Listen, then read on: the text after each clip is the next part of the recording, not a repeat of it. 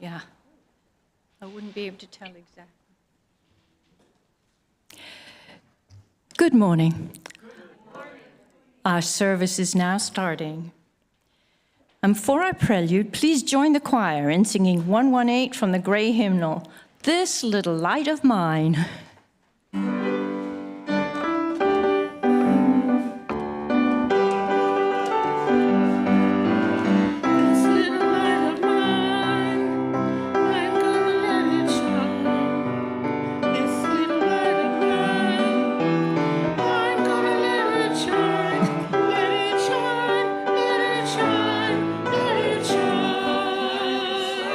Okay.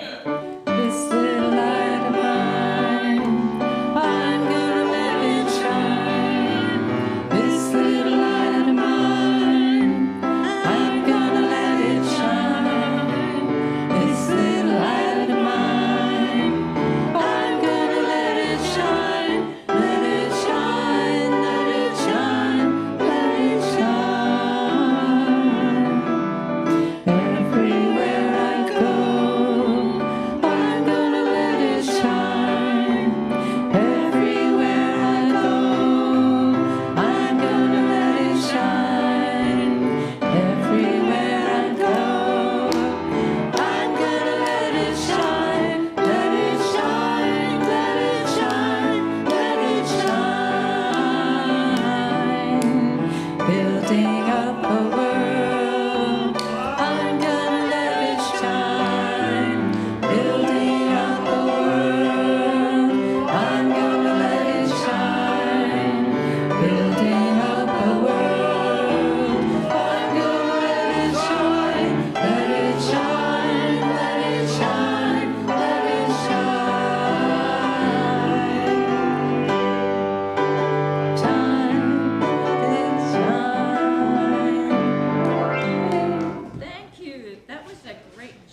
rendering.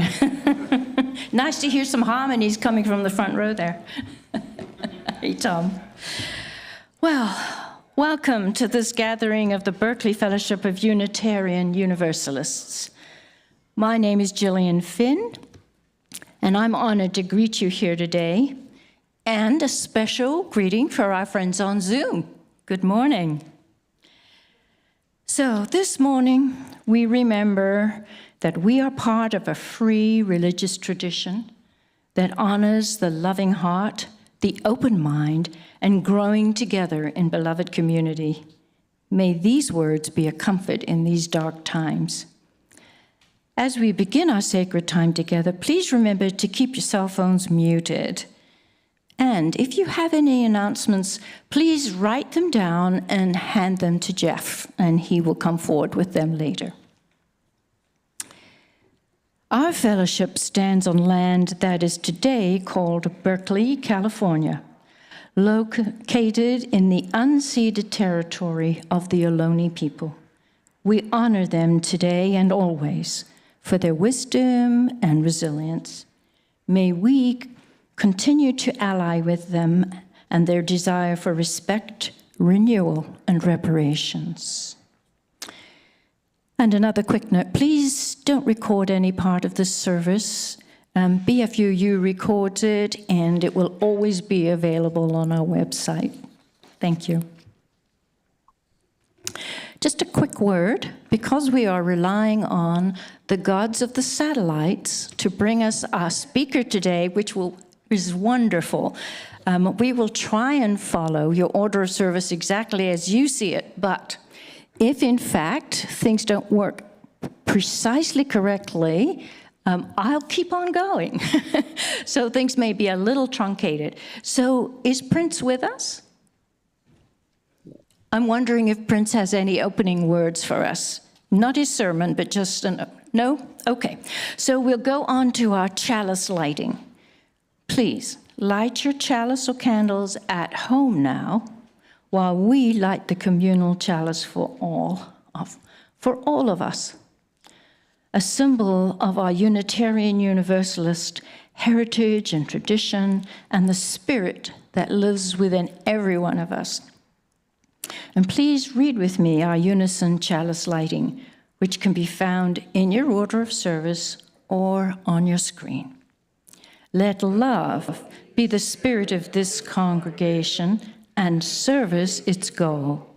This is our living covenant, to dwell together in peace, to seek the truths in life, and to help one another. And now let us recite together these words of solidarity while we light the red candle. We light our red candle to mourn Black lives taken by police and state violence, to proclaim that Black lives matter, and to express our commitment to Black liberation, reparations, and the end of slave capitalism. And this morning, let us hold in our hearts the immigrants in our midst who now live in fear of persecution and deportation. Let us acknowledge the vital contribution they make to our lives and the functioning of this country. And now please join the choir singing Sleep, My Child, which is number 409 in the gray.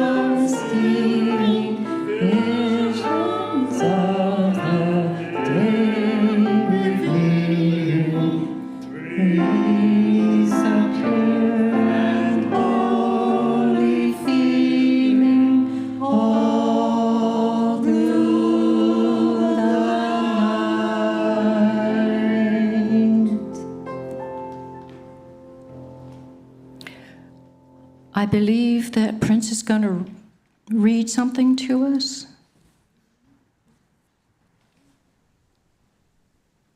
Hello, everyone. Hello.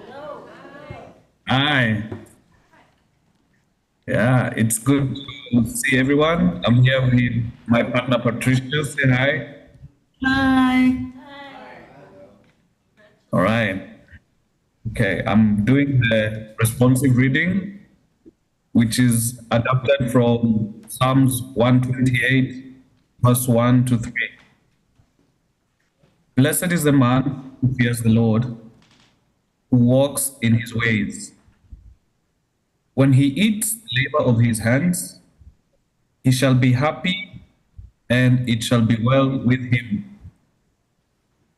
His wife shall be like a fruitful vine in the very heart of his house, and his children like olive plants all around his table.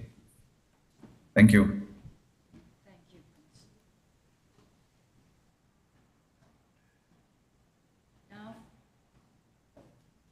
Now for our meditation. In a moment, I will sound a chime to lead us into a time of silent meditation. And 2 minutes later, a second chime will close. So please get comfortable in your seat, relax as much as possible, and focus on your breath. Calm your mind, find your inner stillness.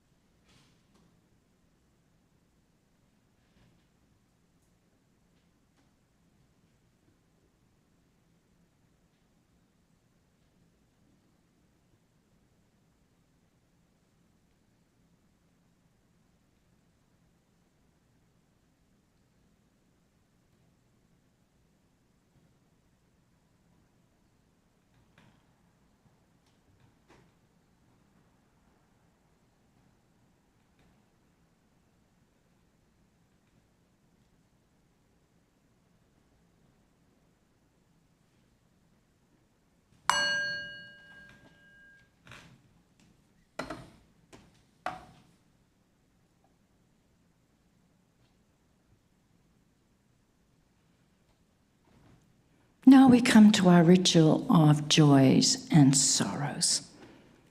As you know, each week we lay out a book, this book. You find it over there on the table, and in it you're welcome to write in your joys and sorrows, and we share those with the community. I'll read those now. So from Jeff, so great to see Prince today. Yes. If you can please visit Larry in the hospital, it would be appreciated. Please see Jeff for details. And Simone tells us, Happy Pride Month, sending love and support to all LGBTQ kids who are living in fear. And I have posted, joy for the millions of people who marched in solidarity all over the country yesterday.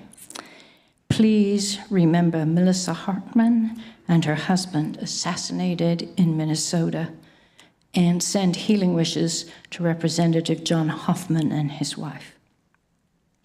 And Damien says, I wish I knew what love actually is.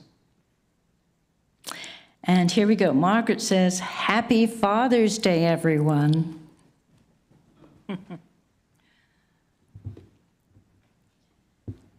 Now is the time we say aloud the names of anyone we want to send support and loving energy to. Larry.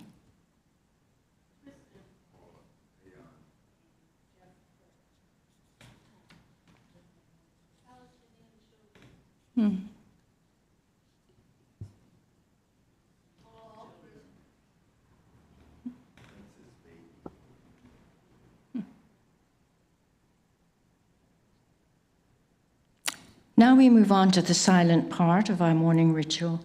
It's the healing ritual with water and stones. For anything that's in our hearts that we wish to bring into community, but perhaps is too sensitive to speak aloud, we have a symbolic action you can take. You can walk down the center aisle here, choose stone, which is on the table, and immerse it in the water, which represents our community.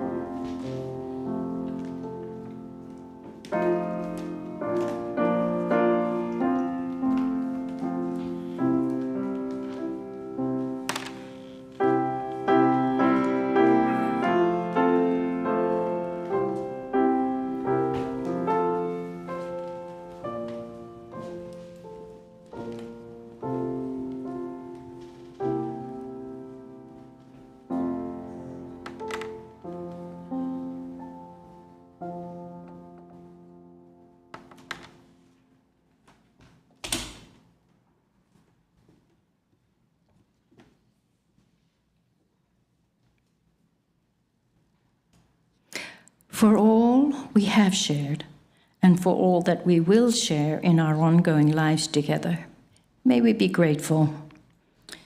Today's metta meditation comes from the Buddhist tradition, and I'm actually going to ask Tom if he would mind leading us. He seems to be in good voice today. Yeah.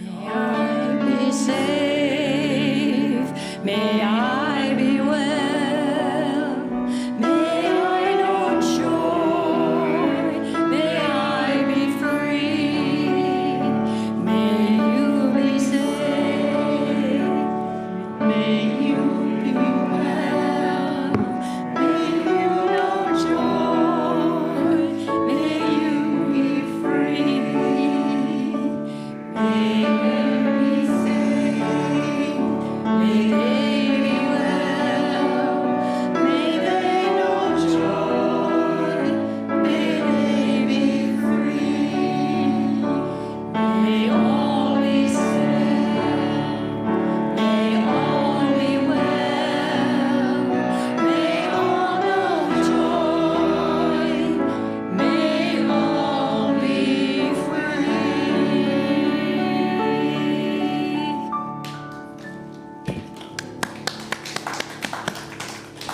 Thank you. And now we're singing again.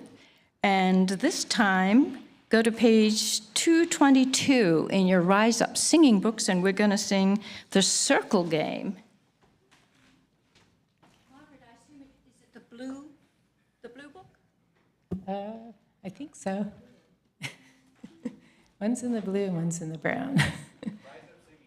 Okay. It's the blue. Okay. Get everyone on the same page.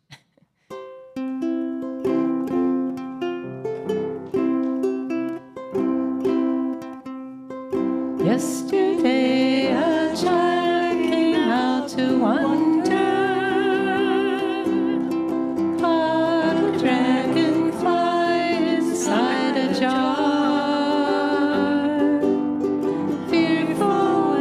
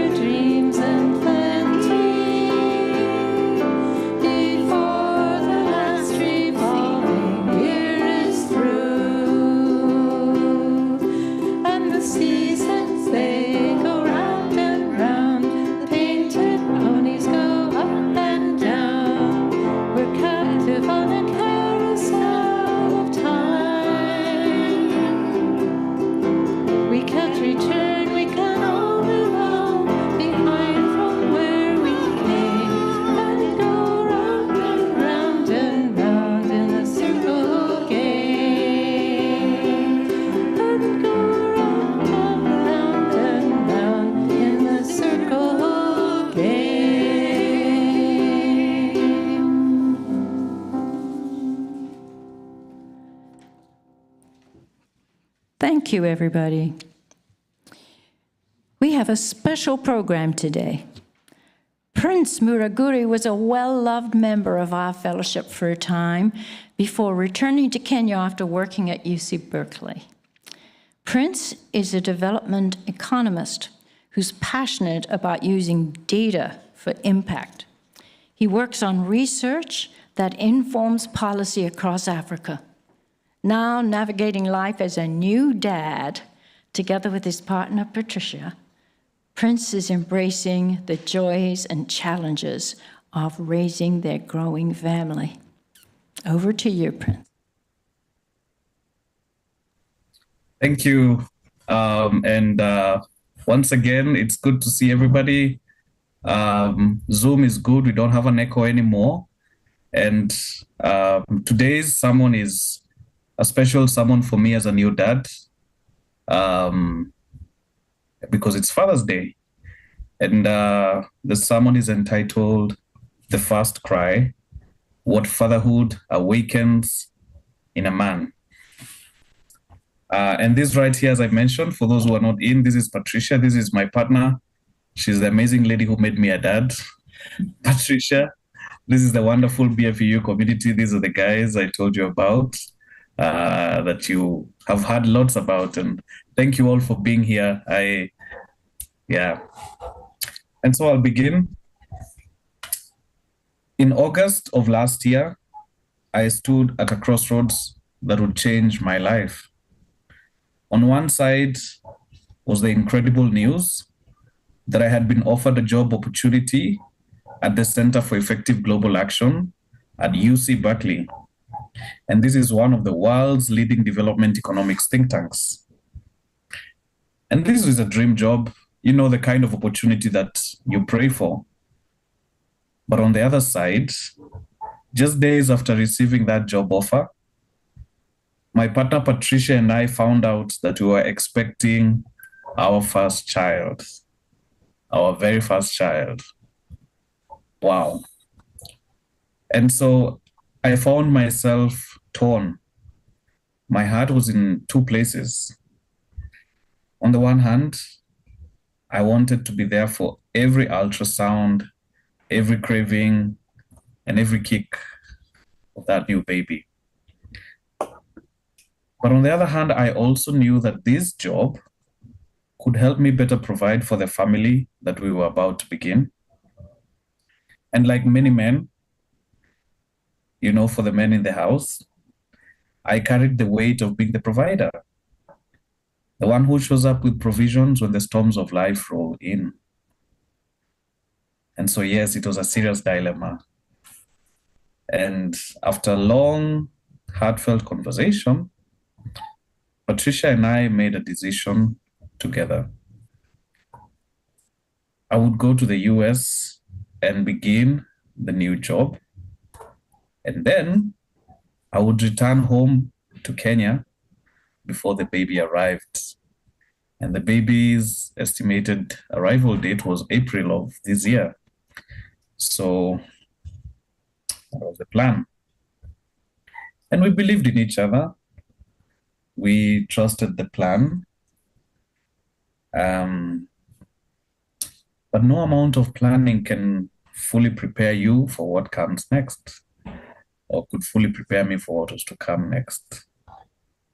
And so picture yourself, I was right there, new baby, new job, having to choose. And I was quite lucky that Patricia had supported me in coming to the US. And so in early September, I traveled to the United States of America for the very first time. I hadn't been there before. And I arrived in Berkeley. And the transition was quite sharp. It was a new country, it was a new city, and these were new systems altogether. And for those of you who may have traveled to Africa or African countries, you can imagine the stark difference between what I was sort of used to and what I came and found. And this was also a very interesting period when I traveled, because it was the election period. It was leading up to the election period. So, you know, all that was going on. And so I found a shared house in North Berkeley which is the place all of you are at right now.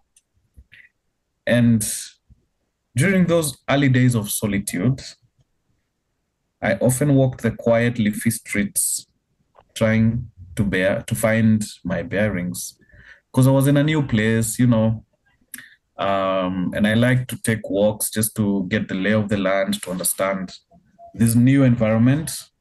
And Patricia, North Berkeley is quite beautiful. I hope one day we'll get to visit and you can see how beautiful the gardens are and how wonderful the people are. And so one evening, during one of these walks, I stumbled upon an interesting looking building. It had some posters at the door, interesting colors. It didn't look like a residential building. And there was someone there who was sweeping outside who welcomed me in very well. That person is Ernest, by the way. And that building was BFUU. And that moment became the start of something healing. I got in and I met Jeff at the front desk. He's hard to miss. And he was very much welcoming with his big smile. He told me that there was a program happening called Change Made Easier that was organized by Sumi. And I decided to try it out. And I walked into the building. I walked in further into the building and, into that space, and I found community. I found a home away from home. And I started meeting people who would become very close to me and very sentimental and important people in my journey there. Margaret, just to mention a few, Virginia, Marjorie, Chris, Melissa, many people, a lot of you guys on the Zoom call or in BFU. And this was really wonderful because this became my first family away from my original family. And yet, there was still a space in me that longed for home, for Patricia, for our baby. And I tried to call her every day. I did call her every day, actually, despite the 10-hour time difference between California and Kenya. Actually, right now, it's 9:01 p.m. In Kenya. So it's 9 p.m. right now. So that's how crazy the time difference was. When my morning began, her day was ending. So when I was all eager and ready to talk, she wanted to nap. But we stayed connected. And she would send me baby bump photos, every so often. She would tell me about her cravings, her moods, her backaches, all of this over the phone. And I was learning how to be present even when I was far away. Thank God for video calls, right? Thank God for Zoom right now. This was our life. Yeah. I missed her deeply. I missed feeling useful. As a man, you like to feel useful, to feel needed. I missed that. And I was always curious, what do baby kicks feel like? What does her hand feel like on her belly? And how do you really support someone through the changes of pregnancy? And then finally, after a few months, came February 2025, and something remarkable happened. My employer at UC Berkeley agreed to let me relocate back to Kenya while continuing the work remotely. Thank God. I mean, it was bittersweet, saying goodbye to the BFUU community who had become like my family, and also some of the friends and colleagues I had at UC Berkeley. But I was eager to return to the real family being formed. And when I landed back in Nairobi, Kenya, at the Jomo Kenyatta International Airport, I saw Patricia waiting at the arrivals bay. And I saw someone new. The woman I had left had grown into someone fuller, radiant, powerful, and carrying our son. And so at the very first instance, I reached out and touched her belly. It was real. We were really going to be parents. And that time it really dawned on me, because think about it, by the time I was leaving, the baby was just a few weeks old. And then when I'm coming back, it's 7 months. So there was a huge difference. And the weeks that followed were some of the most beautiful moments and times in my life. I was finally home and I felt the baby's kicks for the first time, because I always wondered what baby kicks feel like. In fact, I thought the belly bump was supposed to be soft and squishy. Turns out it's quite hard. And this is something I found out once I was there in person. And so I used to walk beside Patricia, rubbing her back, the men in the house, the fathers in the house would know. I was running errands, even when those errands were grabbing one item that was just 1 meter away from her in the house. And we waited with her. And then came April 18th. We went into labor that night. And of course, with labor, it's a whole very surreal experience. And the next morning, we rushed to the hospital after a few hours of laboring. We were trying not to go too early. So we labored a bit at home in the night, and then in the morning, went to the hospital. And I stood by her as the contractions intensified. And, my heart was pounding, my spirit was trembling, but I was trying to remain calm, like I knew what I was doing, and trying to encourage her during this period. And I was lucky enough to be in the delivery room. And I watched in awe as she bore the storm of labor with a quiet, fierce power. And then at around 1 p.m., the moment came. A cry. A piercing, beautiful, shattering cry. And just like that, I became a father. That cry changed me. That cry rearranged the entire architecture of my soul. And that cry told me that life would never be the same again. It was a wonderful, bouncing baby boy. And we named him Leo, which means lion. And as you know, in African culture, especially in Kenya and East Africa, where I'm from, we're big on animals, we're big on safari. And so the lion is a symbol of strength, courage, and protection. And these are the very values that we pray he will grow into. And as fate would have it, 1 week after Leo was born, the Catholic Church was announcing a new pope, and they named him Pope Leo. And we were very amazed because I was telling everyone that, they named the Pope after our son. They were following our lead. So our son is Pope Leo 13.5, and the new Pope is Pope Leo the 14th.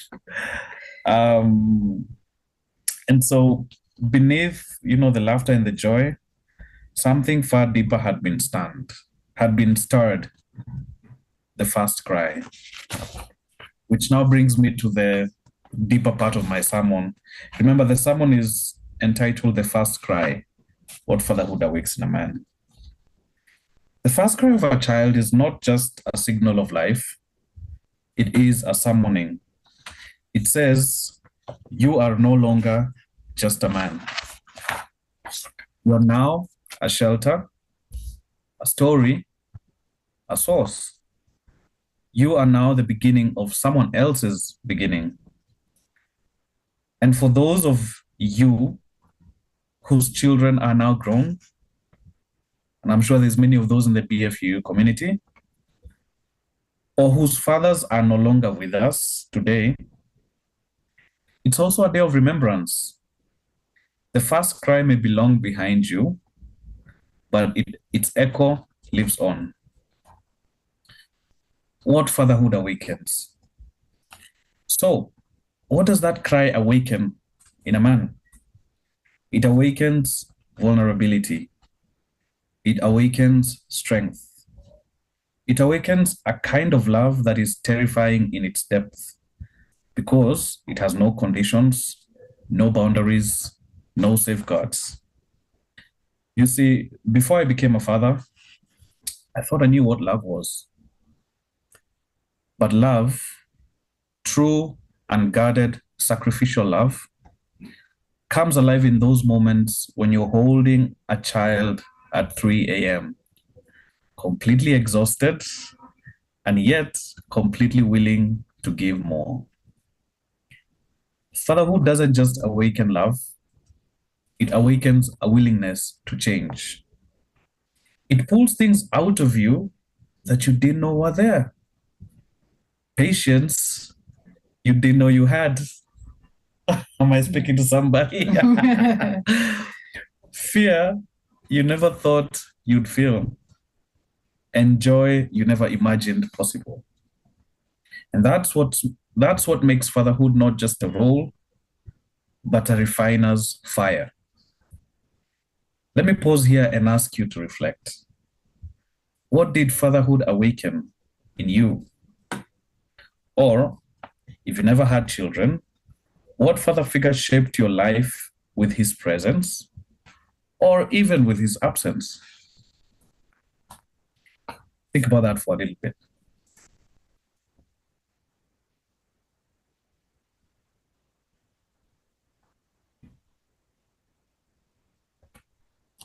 Okay, I'll proceed. The first cry means a man is born again. The Bible tells us in the book of Corinthians, chapter 13, verse 11, when I became a man, I put the ways of childhood behind me. So the first cry is more than a sound. It is a moment when a new man is born again. Fatherhood, in its deepest essence, isn't simply about biology. It's a spiritual awakening. You're no longer the same man you were before the cry. Your journey toward maturity takes on a new shape. In the movie The Lion King, which I hope most of you have watched, Mufasa tells Simba, a king's time as a ruler rises and falls like the sun. One day, Simba, the sun will set on my time here and will rise with you as the new king. So that cry is the rising of your son. It marks the moment when you transition from one chapter to another. And so the first cry teaches you that life is no longer about you. You're part of a much bigger story now. The echo of that cry is a call to something greater, a legacy that transcends you and reaches forward through your child. Let's move on to another part. Love rewired from self to sacrifice. So, fatherhood rewires love. It's no longer a passive feeling, but an active, daily sacrifice. Stevie Wonder's song, Isn't She Lovely, was written after the birth of his daughter. And in many ways, every father has this song playing in his heart when he sees his child for the first time. But fatherhood teaches you that love is more than an emotion. It's a choice. It is a choice. It's a verb. It's sacrifice. And the real test of fatherhood isn't the grand gestures, but the quiet, unseen acts. It's the sacrifices we make every day, the sleepless nights, the missed meals, the emotional energy we pour out to raise a child who doesn't yet know how much we've given. Fatherhood doesn't just awaken love, it makes you love differently. It turns self into sacrifice. And in the process, you begin to understand the nature of Christ's love. Love that gives everything, even when it feels like there's nothing left to give.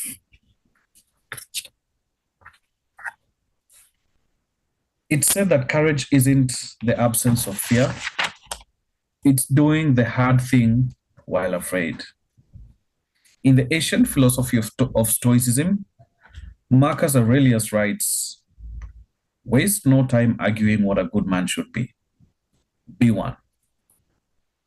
And that's the call of fatherhood, to be a good man, even when fear strikes. Becoming a father brings both anxiety and awe. You're aware of how much you don't know. But in those moments of uncertainty, of fear, the fatherhood reveals the truth that courage comes with action, even when you are afraid. And every day it's a balancing act. The fear of failing as a father coexists with the hope that somehow you'll figure it all out. But the first cry reminds you that it's okay to be afraid. What matters is whether you rise to meet the challenge. And another part of fatherhood is legacy. What will my children say of me? What will they think about me?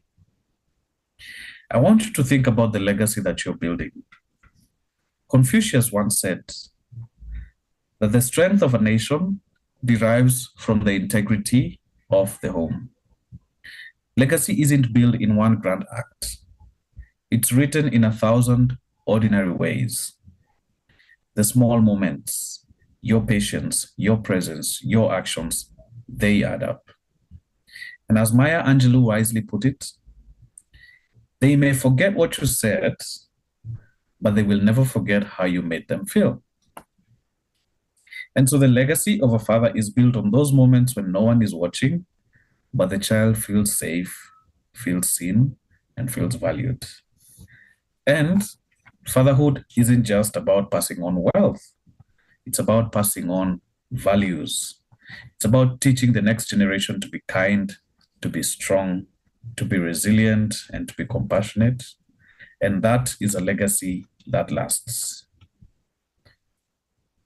When you hold your child, you begin to understand what unconditional love feels like.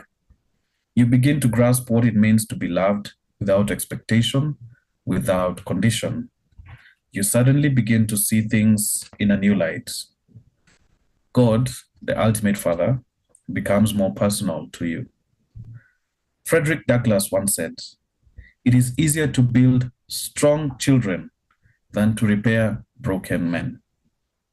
Fatherhood teaches you that, in a very real sense, you're not only raising children, but shaping the future. In that child, you see the face of God, you see the face of hope, you see the reflection of all that could be and all that should be.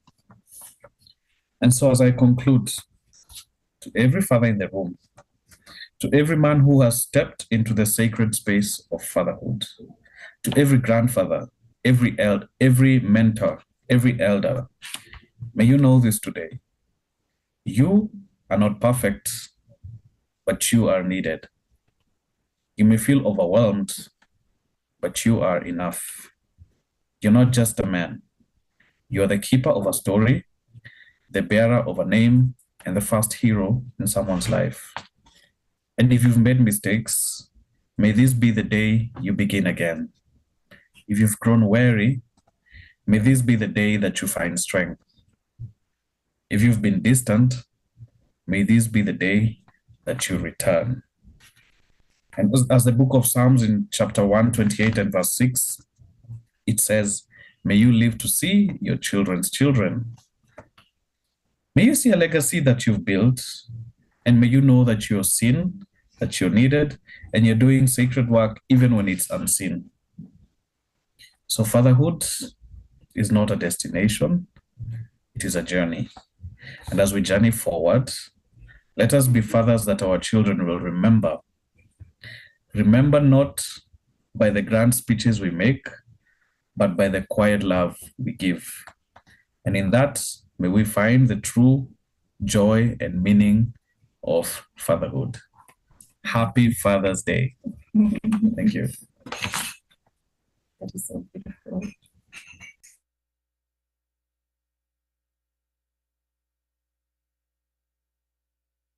Thank you so much, Prince, for those inspiring words.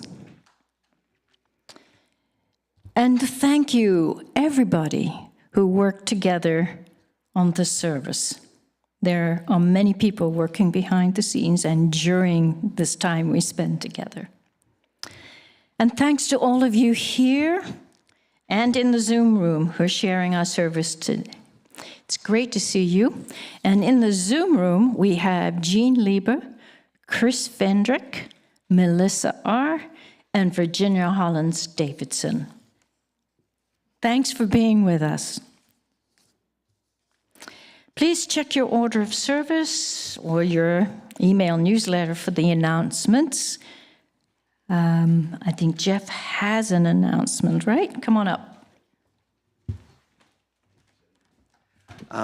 We also have in the Zoom room Luna and the last person Mike and Jinky Gardner.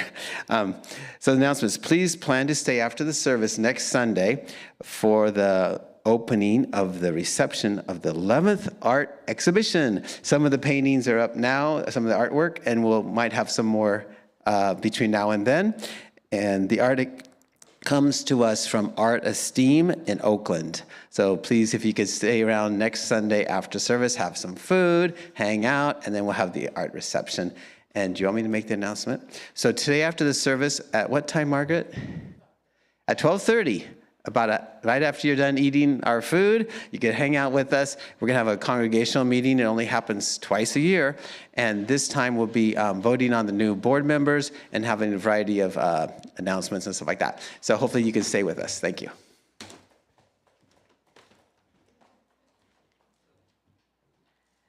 Oh, looks like Mike has something he wants to say. Come on up.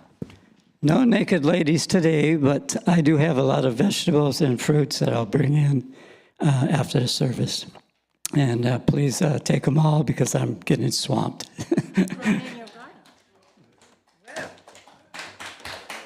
Thank you, Mike. Okay. Yes, it would be good to have time to connect with each other, maybe over some lunch. So next Sunday, our guest speaker is Tom Luce. Tom's talk is titled Support Frederick Douglass and His Promotion of Haiti in 1893. And apparently today, Haiti is in the worst situation it's been since 1804, when it abolished slavery. Frederick Douglass, as an abolitionist, had to work hard on Haiti. And there is unfortunately a lot of racism in the USA. This talk will highlight Frederick Douglass's work for justice in Haiti. And now it's time for our sharing of responsibility for the home, which we're creating together. And our shared play partner for June is the Benin Lesbian Safe House. Now, he doesn't know I'm going to ask him to do this, but we know of this safe house because Hank introduced it. And I think instead of me reading about them, we should ask Hank to do it. And he also has a lovely picture here. Okay, I'll pass those around. You talk about it. How's that? Okay. I'll show people. Okay. Yes, the Lesbian Safe House is in the Benin Republic, which is in West Africa. It's between Nigeria and Togo. This is a project, there's a nonprofit that I founded and direct. It's called Humanist Mutual Aid Network, and it works in Nigeria, Senegal, Chad, Gambia, Cameroon, Benin Republic, Mozambique, Niger Republic, Ghana, Togo, Kenya, Ethiopia, Appalachia, India, Nepal, and Myanmar. And Benin Republic, yes, they contacted me. It's a group of lesbians that have been sort of ostracized from their family, and they have difficulty getting employment, and they wanted a safe house. And the safe house, they sent me a budget for $250 a year to rent a 3-bedroom house. I thought it was a mistake. I go, you must mean $250 a month, but it's only $250 a year. And the director's name is Stephanie Prosper. That last name is very hopeful, and so I'm hoping you can contribute. Thank you.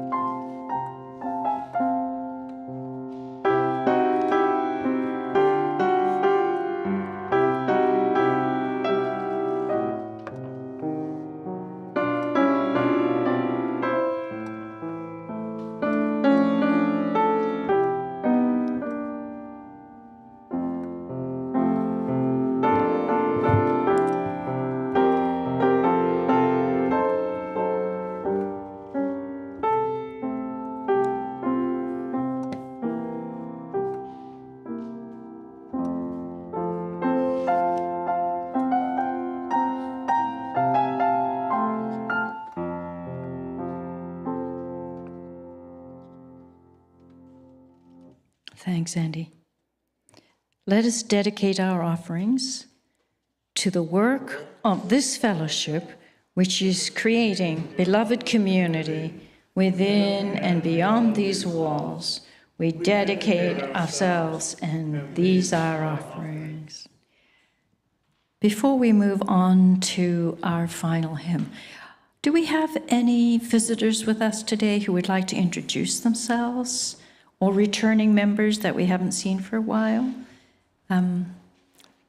Please feel free to stand and let us know who you are or not. A lot of you may not, some of you may not. I haven't been here very often in the past. I've been treasurer here for the last 10 years. And a member since 1998.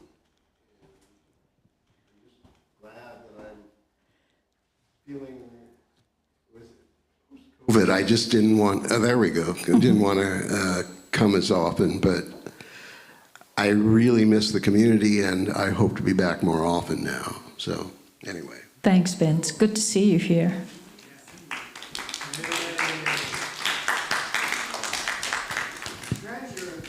Did you want to say something? Oh, you're just waving. Okay, great. Thank you.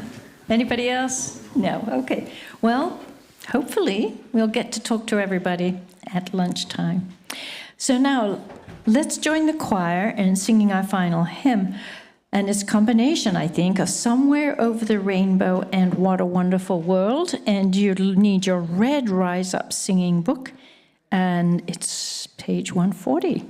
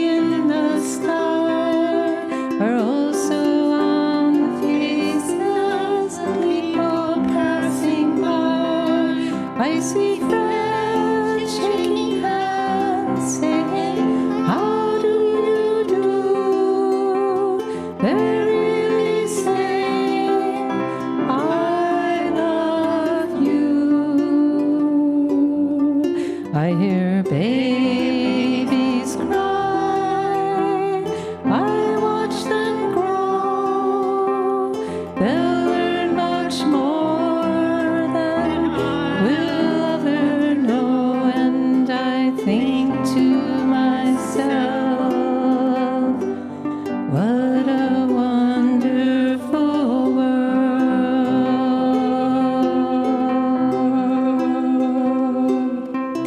Someday I'll wish upon a star, wake up where the clouds are far behind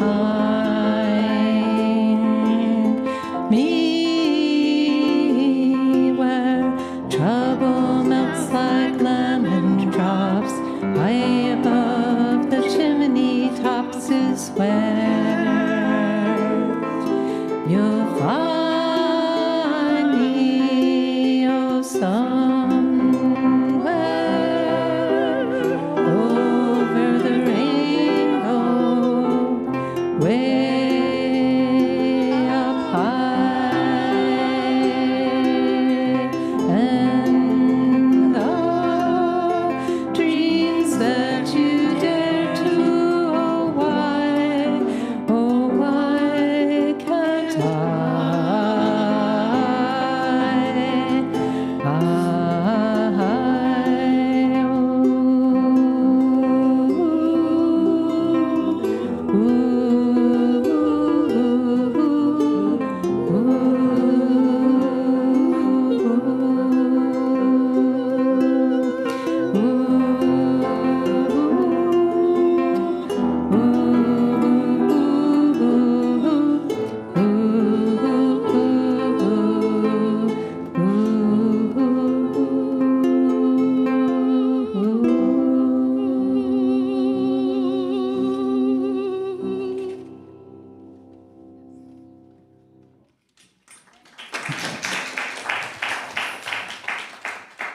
Beautiful arrangement.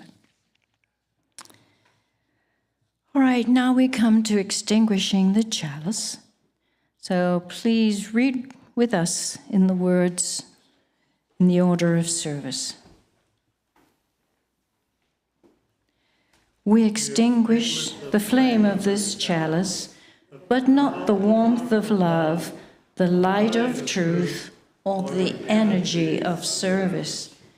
These we carry in our hearts until we meet again. And now, finally, let's form a circle around the hall, and we'll all join together singing Circle Round for Freedom. And maybe Tom could start us off again.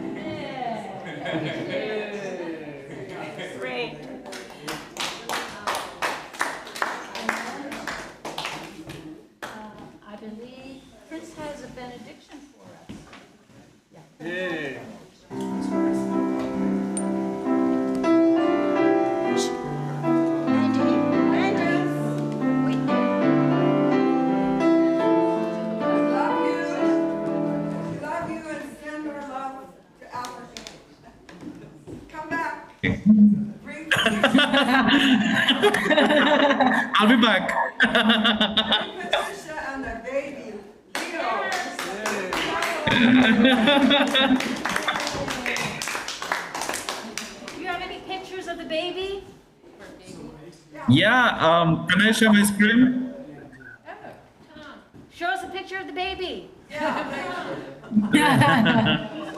Okay, let me send a request to share my screen. Evidence. See this child.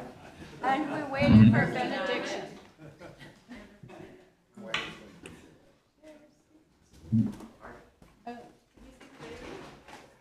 Can you see baby Leo?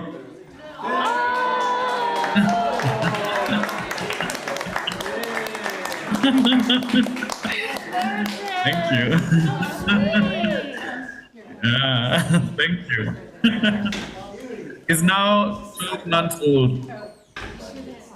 What a beautiful baby. Thank you. So sweet.